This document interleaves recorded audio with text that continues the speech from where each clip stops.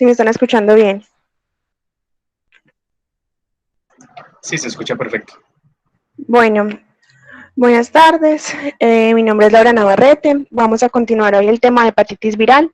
El martes mi compañera Sara, que también me acompaña hoy, y mi compañero Juan Sebastián, les expusieron hepatitis B y hepatitis C. Hoy vamos a hablar de A, D y E. Entonces, empecemos por hepatitis A. Para hepatitis A, lo importante de epidemiología es que es endémico en países en desarrollo y en aquellos países que van en vía, que ya están más desarrollados, continúa disminuyendo, aunque todavía se han evidenciado casos. Se dice que aproximadamente 1.4 millones de casos anuales a nivel mundial se han presentado. Aquí les voy a mostrar más o menos cómo es la dispersión pues, de la hepatitis A nivel mundial.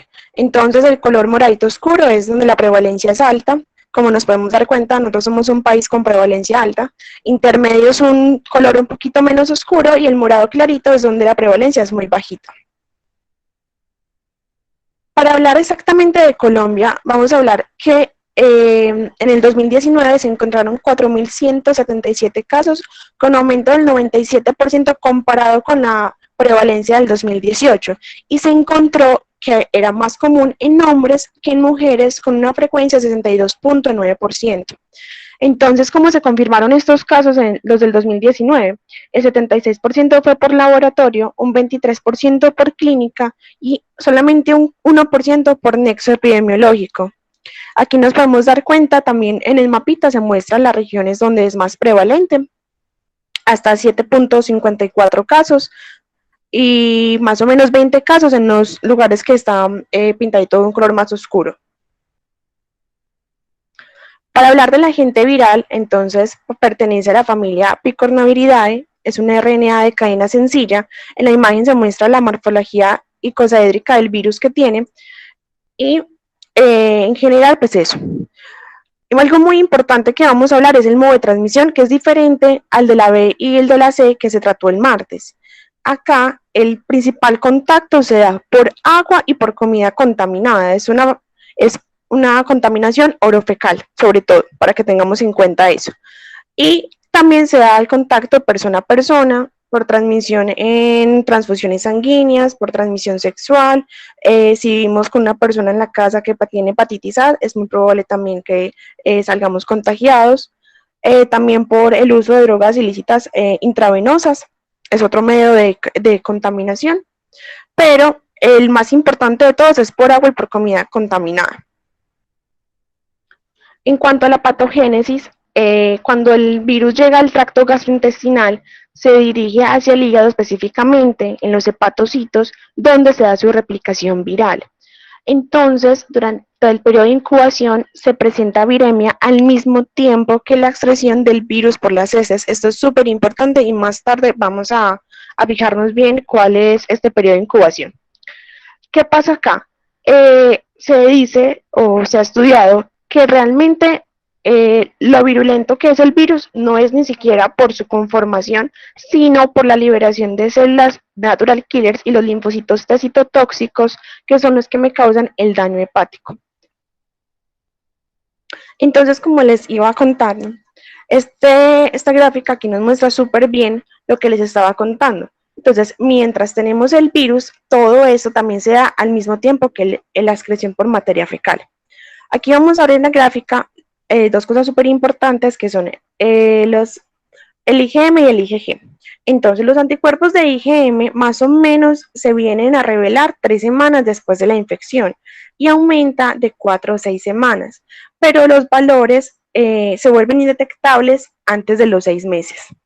Mientras que para la IgG se evidencia más o menos también a partir de las 3 semanas y estos anticuerpos sí perduran pues para toda la vida. Que es muy importante que los síntomas aparecen más o menos de la cuarta hasta la séptima semana. Las transaminasas se nos van a elevar entre finales de la tercera y pueden incluso estar elevadas hasta 10 semanas después de la infección. Y lo que les estaba diciendo ahorita, que el virus se excreta por materia fecal incluso desde el mismo momento hasta mucho después, por ahí unas 7 semanas. En cuanto a la clínica, vamos a tener varios periodos o varias fases. El primer periodo es el periodo de incubación. Es el tiempo entre la exposición al virus y la aparición de los primeros síntomas. Puede durar desde algo tan pequeño como 15 días hasta 50 días. La fase pródromo o preictérica se caracteriza por tener dolor en epigastro, astenia progresiva, náuseas, vómito, hiporexia, mialgias. Como vemos, es algo poco específico, ¿cierto? Y que se puede confundir con cualquier otra enfermedad. Y más o menos dura de unos 5 a unos 7 días. Algunos pacientes, aunque no es muy común en hepatitis A, pueden cursar con artralgia, síntomas respiratorios, prurito, sobre todo si tienen un patrón colestático asociado, estreñimiento o diarrea. En la fase ictérica se caracteriza ya por ser algo más grave, entonces los pacientes, digamos que cantan con síntomas más específicos, con acolia, con coluria, con hepatomegalia y con esplenomegalia. Dura más o menos, pues se pueden relevar a las 12 semanas y es autolimitado. Y es muy importante que la hepatitis A no causa casi falla hepática aguda, solamente se ha visto que un 0.1% lo pueden desarrollar y sobre todo son personas con, que son adultos mayores, que tienen enfermedad hepática de base, que tienen enfermedades autoinmunes, o son pacientes que ya están comprometidos previos a la hepatitis A, ¿cierto? Y en las mujeres se ha visto que ha aumentado la frecuencia de hepatitis autoinmune en aquellas que tienen hepatitis A y aumenta el riesgo de parto pretérmino y complicaciones en el embarazo. Entonces vamos a hablar un poquito de cuáles son las complicaciones que aunque no son muy comunes, es importante tenerlas presente porque normalmente decimos la hepatitis A se resuelve solita, es autolimitada, pero puede causar lo que ya vamos a ver. Una hepatitis recurrente es, digamos que la más frecuente de las complicaciones, ocurre en el 10% de los casos. La recuperación clínica normalmente se normalizan las aminotransferasas, entonces uno piensa que el paciente ya se recuperó, ¿cierto? Pero ellos vuelven a manifestarse con la clínica que ya habíamos mencionado, aunque es más suave o más leve que en el cuadro inicial. Y posterior a eso vuelve a haber un pico elevado de aminotransferasas y es muy importante que los anticuerpos IgM siguen persistentes. Momento, por favor. Habíamos dicho, acuérdense que el IgM se desaparecía con el tiempo, más o menos unos 6 meses, pues antes de los 6 meses. En estos pacientes, ellos continúan con IgM persistente incluso después de los 6 meses. La mayoría de los casos, como les decía, resuelven completamente. Y la ecografía se utiliza solamente para excluir la obstrucción biliar en pacientes que tengan una icterídea significativa, es decir, que estamos pensando que también tiene una enfermedad colestática adyacente. Otra es la hepatitis colestática. Esa es menos del 5% de los casos y es muy característico de esto que tienen periodos de ictericia prolongados, más de 3 meses. Tienen fiebre, prurito, pérdida de peso, diarrea, astenia, dinamia, y aquí es muy importante y es que las bilirrubinas van a estar por encima de 10 miligramos sobre decilitro y van a tener una elevación constante de la LT y de la AST. También resuelve normalmente sin secuelas y lo que habíamos dicho de la ecografía para excluir obstrucción biliar. Por último, la última complicación que se ve en hepatitis A es la hepatitis autoinmune, que es muy rara, o sea, menos del 1% de los casos. Y son pacientes que, como ya hemos dicho, son susceptibles, tienen enfermedades de base, ya tienen otras enfermedades autoinmunes. Se caracterizan por tener una hiperglobulinemia y anticuerpos circulantes. Y además, cuando se les hace una biopsia hepática, hay cambios inflamatorios en la histología. Entonces, vamos a centrarnos un poquito en el laboratorio, aunque mi compañero en la sesión pasada hizo una explicación súper buena de lo que era el perfil hepático, les voy a recordar. Entonces hay que pedir ALT, AST, bilirrubina, fosfatasa alcalina, proteínas totales, albúmina y también se puede incluir GGT y LDH si estamos pensando en un patrón más obstructivo, ¿cierto? Entonces, ¿por qué se caracteriza la hepatitis aguda de la hepatitis A? Porque tiene una relación ALT-AST mayor de 1.4, una bilirrubina total menor de 10. Por eso es súper importante que cuando esta sale más de 10, pensemos en que tiene una complicación asociada, como se los había mencionado ahorita. Y en el hemocograma va a tener leucocitosis, pero van a ser a expensas de los linfocitos. El diagnóstico es súper fácil. Vamos a pedir anticuerpos IgM y anticuerpos IgG, ¿cierto? Entonces, anticuerpos IgM en suero, ya les he dicho que son detectables hasta los 6 meses y en hepatitis recurrentes pueden estar presentes. ¿Qué va a pasar? Aquí hay 3 casos especiales donde vamos a tener IgM activa en ausencia de síntomas. Entonces, ¿cuáles son esos 3 casos? Que tengamos una infección previa con prolongación de la IgM, que sea un falso positivo, y hay un caso muy particular y es que son los niños menores de 6 años pueden tener hepatitis A asintomática y cursar cuando se les hacen las pruebas con una IgM positiva. La IgG, como ya habíamos dicho, va a durar toda la vida y se asocia pues a una inmunidad protectora. Tratamiento.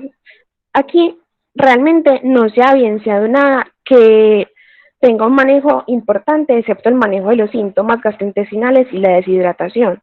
Algunos pacientes que tienen un patrón colestático y que tienen ictericia y que desarrollan un prurito severo se les puede asociar a antihistamínicos, pero en realidad el manejo es sintomático. Muy importante la prevención, donde vamos a hacer énfasis. ¿Por qué? Porque el lavado de manos y el lavado de los alimentos es el que nos va a prevenir que nos dé esta enfermedad, ¿cierto? Y la vacuna solamente se va a poner en 3 ocasiones, en zonas de alto riesgo epidemiológico y pues nosotros somos una. En países subdesarrollados también cumplimos y el personal de salud, pues que cada uno también debería tenerla dentro de su plan de vacunación. Y acá en Colombia, desde el 2012 se incluyó en el plan y se pone a los 12 meses. Existen 3, la BAQTA, la Verix y la última que combina hepatitis A y hepatitis B. Pero sobre todo la prevención se hace con el lavado de manos, con buena higiene y lavado de los alimentos. Vamos a continuar entonces con hepatitis D. Bueno, esta hepatitis está muy relacionada con la hepatitis B que expuso mi compañera el martes, ¿cierto? Se estima que más o menos un 5% de los casos están asociados a una infección crónica por virus de hepatitis B.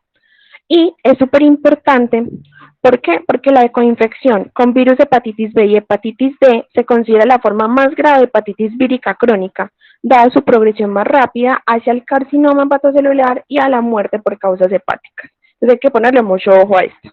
Más o menos de un 15 o 20 millones de infectados. Y ya vamos a ver más adelante que la hepatitis D requiere la presencia del virus de la hepatitis B, ¿cierto?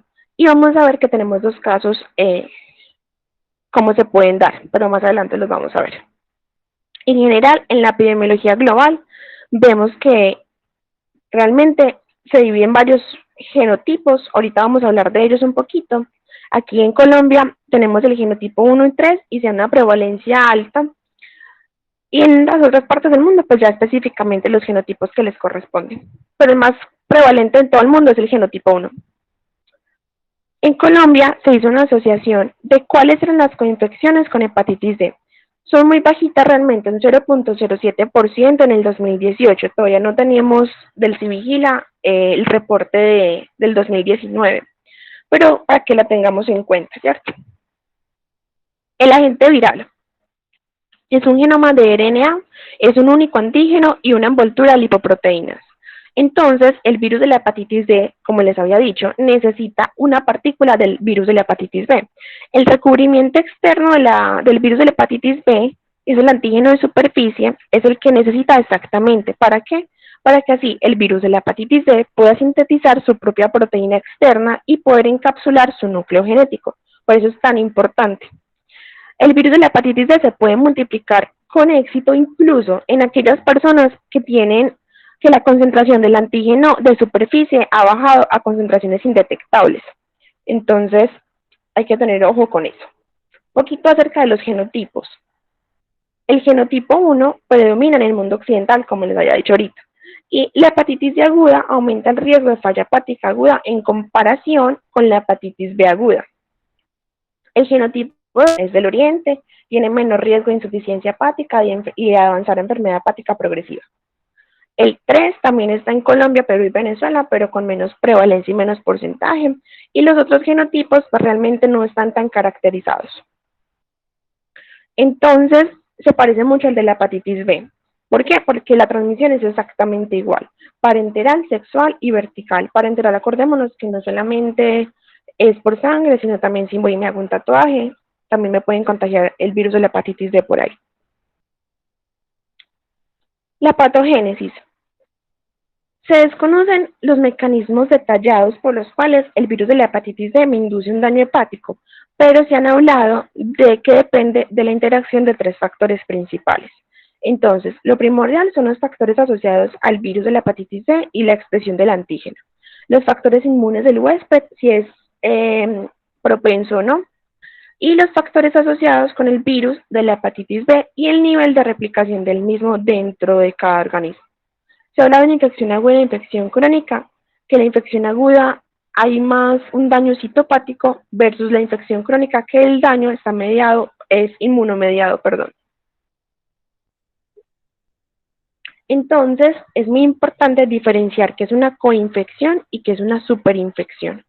La coinfección son individuos susceptibles a infección por virus de hepatitis B, es decir, es una persona sana que nunca le ha dado hepatitis B y que en el momento de enfermarse fue tan de malas, por decirlo así, que le dio tanto la B como la D en el mismo momento. Es clínicamente indistinguible de la infección por virus de hepatitis B aguda y eso es transitoria y autolimitada. Mientras que en la superinfección, bueno, antes de continuar, quiero aclarar que se ha visto más incidencia de hepatitis, de insuficiencia hepática, cuando hay coinfección en los consumidores de drogas intravenosas. Eso es un dato importante.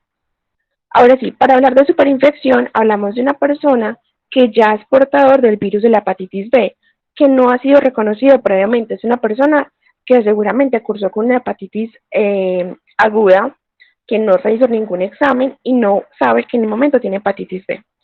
Y entonces le da hepatitis D y hace que haya una exacerbación de la hepatitis B preexistente. Bueno, entonces para hablar del diagnóstico, esta tablita es súper chévere y súper práctica. ¿Por qué? Porque nos dice que tenemos que pedir antígeno de superficie de hepatitis B, el antígeno core de hepatitis B, el serum del antígeno de hepatitis D, la PCR para hepatitis D y IgM para hepatitis D. Entonces vamos a hablar de coinfección, de superinfección y de una infección crónica por el virus de la hepatitis D. Vamos a diferenciar las más importantes, que es coinfección y superinfección. Vemos que mientras que el antígeno core está positivo en la coinfección, en el superinfección está negativo. Y también es muy importante que todo lo que tenga que ver con el antígeno de la hepatitis D y con el APCR que se le hace para el RNA de hepatitis D aparecen tempranamente, pero también se desaparecen súper rápido y no son persistentes versus la superinfección que sí lo es, ¿cierto? Otra cosa importante aquí para notar es que los antígenos o el IgM del virus, los anticuerpos pues del virus de la hepatitis D, son transitorios y casi no se ven elevados en la coinfección, mientras que en una superinfección aumentan rápidamente y son persistentes los títulos.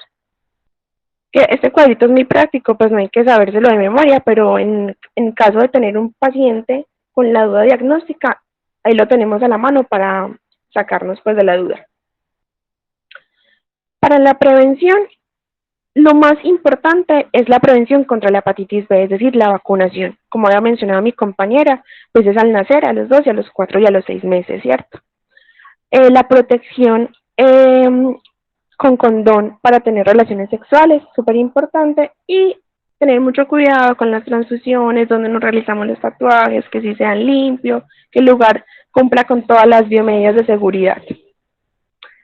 ¿Por qué les digo que lo más importante es eso? Porque aunque tenemos tratamiento, realmente se ha visto que las personas que se les aplica el interferón alfa, la mitad no responden al tratamiento y la recaída es muy común en estos pacientes.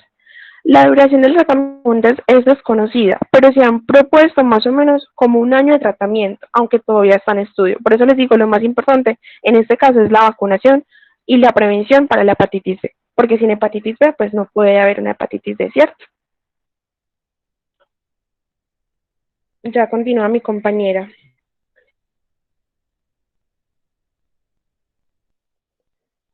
Buenas tardes a todos.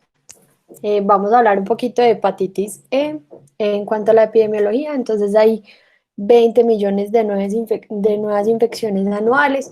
De estas, 3 millones son casos sintomáticos y representa aproximadamente el 50% de hepatitis agudas en el mundo, generando alrededor de 55.000 muertes. Y es una enfermedad que predomina en países en desarrollo. Como vemos en la siguiente gráfica, vamos a tener también a nivel mundial, donde es virus de hepatitis va a ser el esporádico, que es el amarillito, y que va a ser endémico, que es el rojo y el azul. Bueno, en cuanto a la distribución global, entonces tenemos áreas endémicas y no endémicas. Las áreas endémicas se caracterizan porque son países en desarrollo, pues la principal fuente va a ser de agua contaminada con materia fecal, va a ser de prevalencia de los genotipos 1 y 2 y se va a dar más que todo en población adulta, jóvenes que son sanos. Las áreas no endémicas se caracterizan porque son casos muy esporádicos, más que todo en países desarrollados, va a ser más que todo una fuente animal, es de genotipos 3 y 4 y se asocia más que todo a la población de hombres, ancianos y con comorbilidades. Bueno, en cuanto a Colombia, pues la verdad no existe ningún registro de virus de hepatitis E. Sin embargo, pues hay evidencia de que el virus circula tanto en la población humana como en la población porcina y en las fuentes tanto de abastecimiento como residuales. Entonces vamos a tener que los principales afectados van a ser los que tienen riesgo ocupacional, es decir, que están en contacto con animales infectados, tener una IgG positiva de 15.7%, los que conviven con ellos de 5.9% y la población general de 7.2%.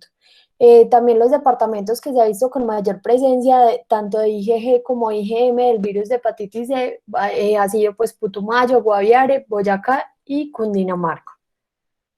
Bueno, en cuanto al el agente viral, es un virus RNA sin envoltura y lo que nos va a importar del virus de hepatitis C va a ser los dos tipos de genotipos. Vamos a tener genotipo 1 y 2 que se caracteriza porque es exclusivamente en humanos, va a ser más virulento, se asocia a hepatitis fulminante, aborto o muerte en mujeres gestantes y se va a dar en zonas endémicas. Y ya vamos a tener 3 y 4, que son más zoonóticos, se caracteriza porque son más atenuados, contribuyen a infecciones asintomáticas, se dan áreas no endémicas y se aislado pues solo en casos esporádicos, como en animales tanto domésticos como salvajes. Cuanto a la transmisión, es muy parecida al virus A, se caracteriza porque la principal fuente de transmisión es causada por alimentos y aguas contaminadas de heces pues endémicas, también por el consumo de animales infectados, pues principalmente cerdos y mariscos, también de forma vertical y transfusión, pues por transfusión, pero recordemos que está venido pues en descenso por la detección pues del virus. Bueno, en cuanto a la patogénesis, entonces tenemos un periodo de incubación de 15 a 60 días. Se caracteriza porque hay pacientes, pues como en todas las infecciones, asintomáticos y sintomáticos. Y vamos a tener que la primera anticuerpo que se nos va a elevar es la IgM. Aparece en el 90% de los pacientes dentro de la primera semana hasta aproximadamente los 2 meses y desaparece de 4 a 5 meses. Recordemos que el aumento de la IgM también tiene un aumento pues como tanto de los síntomas como de ALT y también del aumento pues del RNA. Ya después aparece pues pocas semanas después de la IgM aparece el aumento de la IgG y este va aumentando a lo largo pues de la fase crónica. Se cree pues que puede persistir aproximadamente hasta 14 años positivos.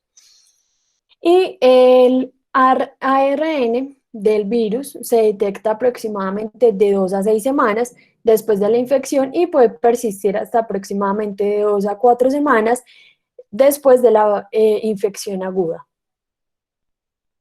Bueno, como vimos anteriormente, vamos a tener siempre tanto la hepatitis aguda como la crónica. Vamos a empezar con la aguda.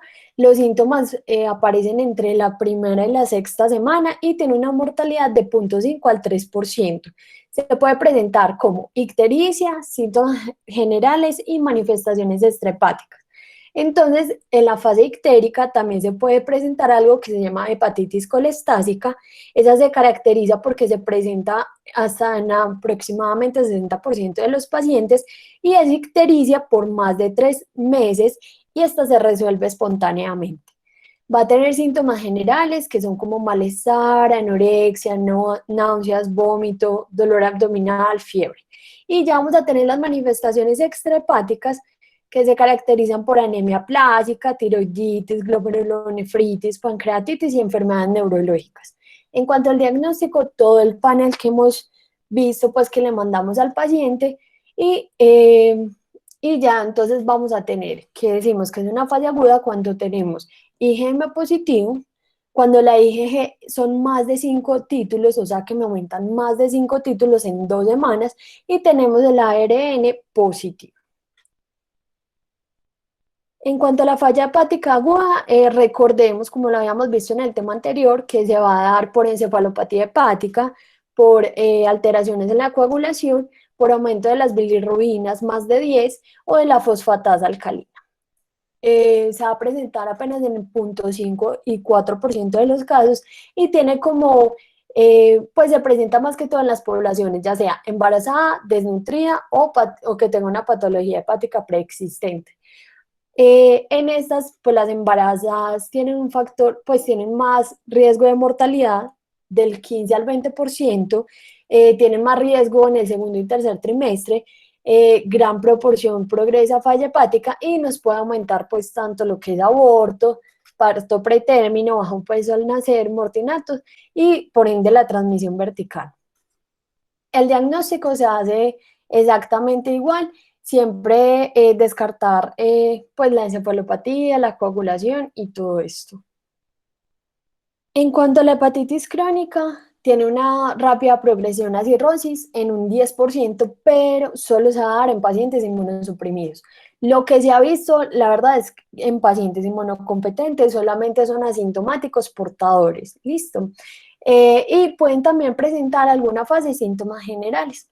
Lo mismo que le mandamos a todos los pacientes, esto va a tener una IgM negativa, la IgG positiva y el ARN va a estar positivo ya sea en suero o en heces durante más de 6 meses.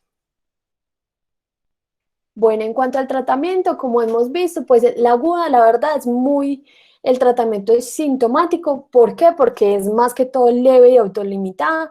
Y ya en crónica, que es más que todo de pacientes inmunosuprimidos, vamos a dar ribavirina, 600 a 1000 miligramos diarios, se dividen en 2 dosis y por 12 semanas.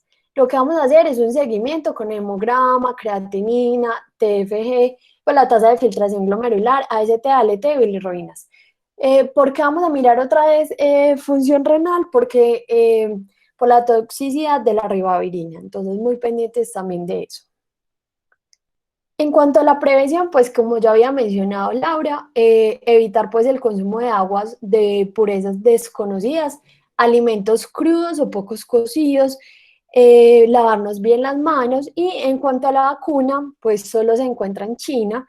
La verdad, pues no hay muchos estudios y se ha visto allá que tiene una eficacia protectora pues al primer año después de la vacuna del 96% y una eficacia a los 4,5 años después pues de 87% la eficacia protectora. Sin embargo, pues todavía no hay como muchos estudios y solamente está en China. Muchas gracias.